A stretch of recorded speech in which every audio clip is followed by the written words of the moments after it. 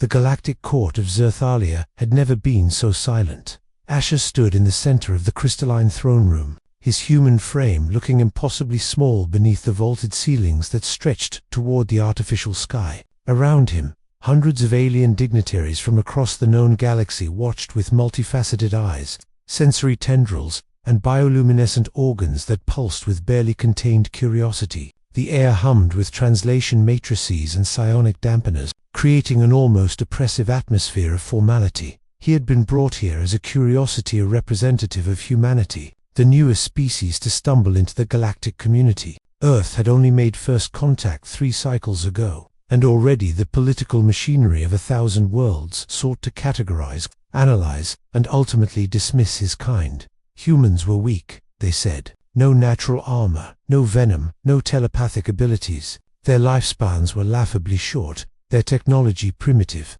their military laughable compared to the battle-hardened fleets of the Carthon Dominion or the psychic warriors of the Velshara Collective.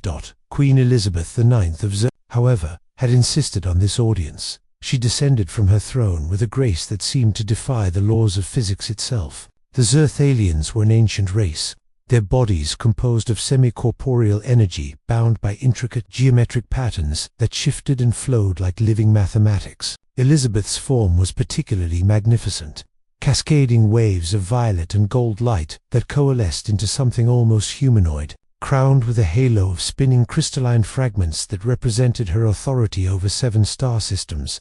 Ambassador Asher of Earth. Her voice resonated through every translator in the room, each syllable carrying harmonics that spoke of power and age. You have traveled far to stand before this court, Your Majesty. Asher bowed, keeping his movements respectful but not subservient. His instructors had been clear: show respect, but never forget you represent an entire species. I am honored by your invitation. A rippling murmur passed through the assembled dignitaries. The Carthon ambassador, a massive creature of chitinous plates and serrated limbs, clicked his mandibles in what Asher had learned was their equivalent of derisive laughter.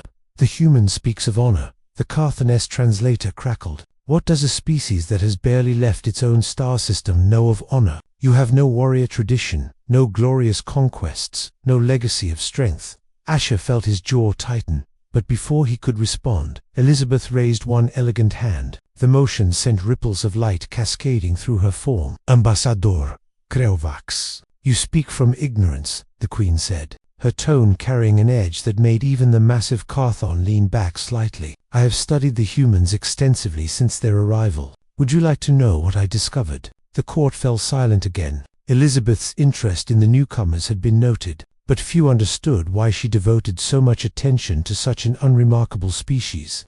They are survivors, Elizabeth continued, moving closer to Asher. Her energy form shifted, becoming more solid, more defined. Their world tested them with ice ages, plagues, predators, and natural disasters that would have extinguished most species. Yet they persisted, they adapted, they thrived. She circled Asher slowly, her presence both intimidating and oddly protective. They have no telepathy, so they invented language, thousands of complex languages. They have no natural weapons, so they created tools and technology. They have short lifespans, so they built civilizations that outlive any individual, passing knowledge from generation to generation with obsessive dedication.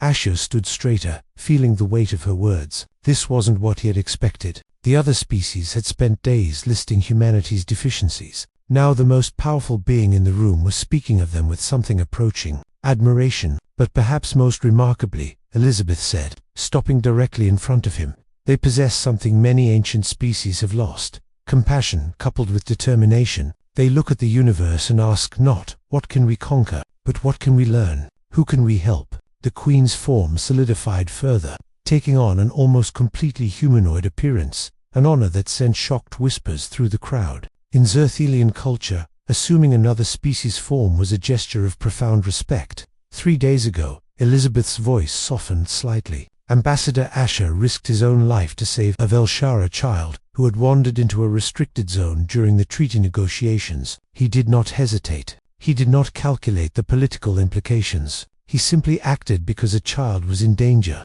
Asher felt his cheeks flush. He hadn't thought anyone had noticed that incident. The little Velshara had been about to touch an active energy conduit, and he'd simply reacted on instinct.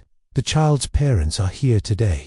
Elizabeth gestured to a section of the court where two crystalline beings stood, their forms pulsing with emotion. They wished to thank him publicly, but Ambassador Asher declined, saying he only did what anyone would do. The Queen moved even closer, and Asher could feel the energy radiating from her form, warm, electric, alive.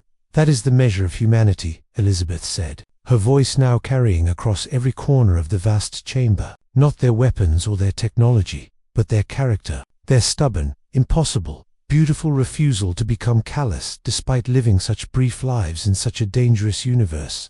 Then, in a gesture that would be recorded in historical archives across 100 worlds, Queen Elizabeth IX of Zerthaliot, ruler, keeper of wisdom, sovereign of 7 star systems, pulled the human ambassador into an embrace. The court erupted in gasps, shocked murmurs, and the alien equivalent of stunned silence. Zerthalian queens did not touch other beings. Their energy forms were too powerful, too volatile. Physical contact was reserved for the most sacred ceremonies and the most honored allies. Yet here she stood, her luminous arms wrapped around Asher's shoulders, her energy form dimmed to safe levels, holding him as a mother might hold a child or a general might embrace a worthy comrade. "Welcome to the galactic community, humanity," Elizabeth whispered, quiet enough that only Asher could hear. "We have waited a long time for someone like you."